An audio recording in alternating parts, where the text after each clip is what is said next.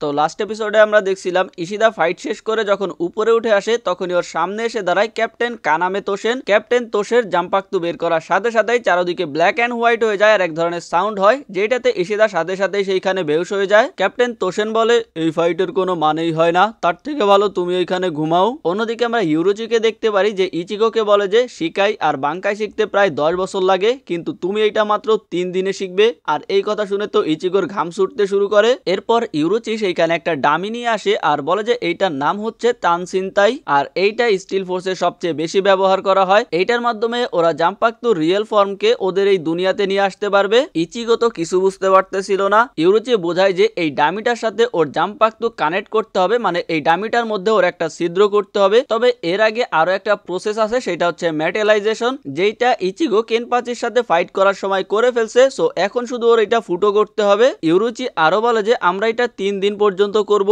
আর এই 3 দিনের মধ্যে তোমাকে জাঙ্গেৎসুকে হারাইতে হবে, আর তুমি যদি ওকে হারাইতে না পারো, পুরো কথা শেষ করার আগেই ইচিগো এই ডামিটার মধ্যে নিজের জাম্পাক্তু ঢুকাই দেয় আর বলে যে আমি জিজ্ঞাসা করি নাই যে আমি হারলে কি হবে, কারণ এইটা যদি একমাত্র রাস্তা হয় তাহলে ওর এটা করতেই হবে যাই হোক না কেন। তখনই সেইখানে জাঙ্গেৎসু চলে আসে। ইউরোচি বলে যে তুমি তো মনে হয় আমাদের সব কথাই শুনছো, এখন থেকে সবকিছু তোমার উপরে ছেড়ে দিলাম। এরপর জাঙ্গেৎসু নিজের পাওয়ার ব্যবহার করে এখানে অনেকগুলো জাম্পাক্তু স্পন করে। এরপর জাঙ্গেৎসু বলে যে এই জাম্পাক্তুগুলোর মধ্যে একটা হচ্ছে আমার অরিজিনাল ফর্ম, আর একমাত্র ওইটা দিয়েই তুমি আমাকে হারাইতে পারবে, তোমাকে সেটা খুঁজে বের করতে হবে, তাও আমি তোমাকে মেরে ফেলার আগেই। এরপরে ওরা দুইজন দুইটা জাম্পাক্তু তুলে নেয় আর ওদের মধ্যে ফাইট শুরু হয়ে যায়। অন্যদিকে আমরা স্কোয়াড 4 এর রিলিফ সেন্টার দেখতে পারি, যেখানে অ্যাকচুয়ালি সব সোল রিপারের চিকিৎসা করা হয়। এইখানে আমরা একটা সোল রিপার দেখতে পারি যে রিপোর্ট করতেছিল আর ও খুব বিরক্ত বোধ করে যে এইখানে কয়েকদিন ধরে অনেক কাজের চাপ, মানে অনেক সোল রিপার ভাই ইনজার্ড হয়ে যাচ্ছে, তোমরা জানো যে কাদের কারণে। আরো ক্যাপ্টেনদের উপরও খুব বিরক্ত হয় যে স্কোয়াড 8 আর স্কোয়াড 13 ক্যাপ্টেনরা রয়াকাদের নিয়ে আসতেছে চিকিৎসা করার জন্য। সোল রিপারটা বলে যে স্কোয়াড 13 ক্যাপ্টেনের কথা না হয় বুঝলাম, সে অনেক দয়ালু, কিন্তু স্কোয়াড 8 এর ক্যাপ্টেন উনি তো শুধু সারাদিন মেয়েদের পিছনে ঘুরঘুর করে, উনি কেন রয়াকাদের নিয়ে আসতেছে, ওনার কি কোনো কাজ নাই? তখন একটা নার্স এসে জানায় যে ক্যাপ্টেন তোশেন আরো একটা রয়াকাকে নিয়ে আসছে, তারও চিকিৎসা করতে হবে। সোল রিপারটা বলে যে ঠিক আছে বুঝতে পারছি, আরো কিছু বলবে? নার্সটা বলে যে আপনি অনেক জোরে জোরে চিন্তা করতেছেন, আমরা সবাই শুনতে পাচ্ছি।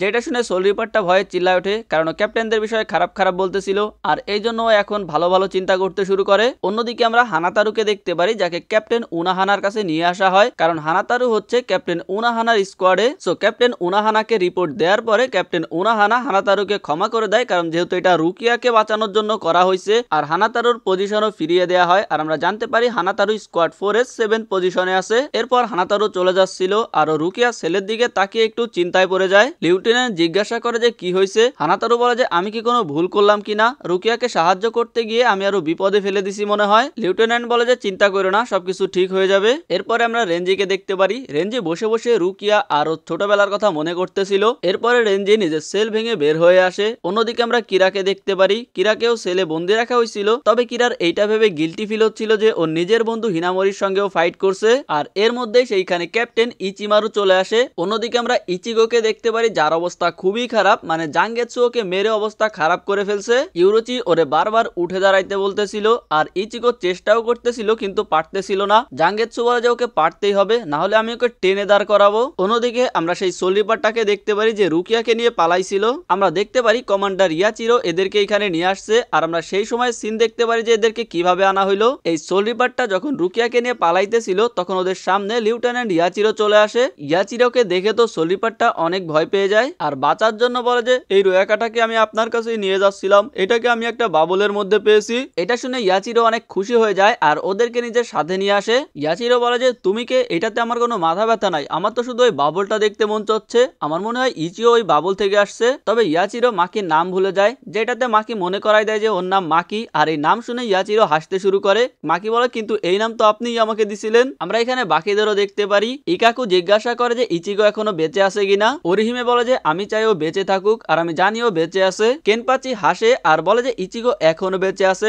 আমি ওর স্পিরিচুয়াল পেশা চেঞ্জ করতে পারতেছি, আর ও আরো স্ট্রং হওয়ার চেষ্টা করতেছে। আর ওরিহিমেকে বলে যে আমি যদি তোমার সাথে থাকি তার মানে ইচিগোর সাথে আমার আবারও দেখা হবে, আর এইটা ভেবে কেনপাচি অনেক খুশি হয়। এরপরে আমরা একটা সেলের মধ্যে ইশিদাকে দেখতে পারি। ইশিদা অবাক হয়ে যায় যে আমি এখনো বেঁচে আছি, কিন্তু কিভাবে? তখনই ওর সামনে মাম্মির মতো দেখতে ব্যান্ডেজ পেঁচানো একটা মাথা চলে আসে, যেটা আর কেউ না গাঞ্জু। গাঞ্জুকে দেখে তো ইশিদা ভয়ে চিল্লাইতে শুরু করে। তখন গাঞ্জু নিজের একটু ফেস দেখায় বলে যে আরে ইশিদা এটা আমি, চিনতে পারতেছো না? ইশিদা চিনতে পারে যে এটা গাঞ্জু, আর গাঞ্জু বেঁচে আছে দেখে ও অনেক খুশি হয়। এরপর বলে যে কিন্তু আমরা তো ওদের শত্রু, তারপরে ওরা আমাদের কেন বাঁচিয়ে রেখেছে, আবার চিকিৎসাও করতেছে। সোল সোসাইটি তো এমনটা করার কথা না। আমরা সেখানে চাঁদকেও দেখতে পারি। চাঁদ বলে যে শুনছি রিসেন্টলি কোন একটা ক্যাপ্টেন খুন হয়েছে, আর কে খুন করছে সেটা জানা যায় নাই, আর অবভিয়াসলি আমরাই প্রথম সন্দেহের তালিকায় আছি। ইনভেস্টিগেশনের জন্য আমাদেরকে বাঁচিয়ে রাখা হয়েছে।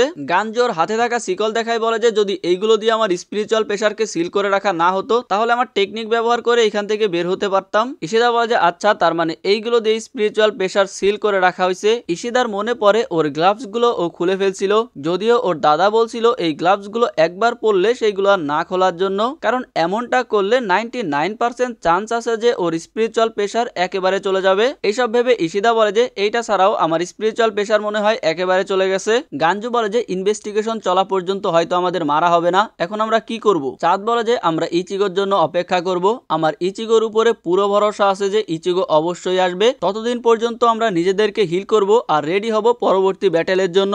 আমরা আবারও ইচিগোকে জাঙ্গেৎসুর সঙ্গে ফাইট করতে দেখি, তবে ইচিগো এখনো পারতেছিল না, আর ইচিগোর অবস্থা খুবই খারাপ। জাঙ্গেৎসু বলে যে মন দিয়ে জাম্পাক্তুটাকে খুঁজো, আর না হলে বাঙ্কাইকে ভুলে যাও। এরপর আমরা হিনামোরিকে দেখতে পারি যে ক্যাপ্টেন আইজানের সেই কাগজটা হাতে নিয়ে কিছু একটা ভাবতেছিল।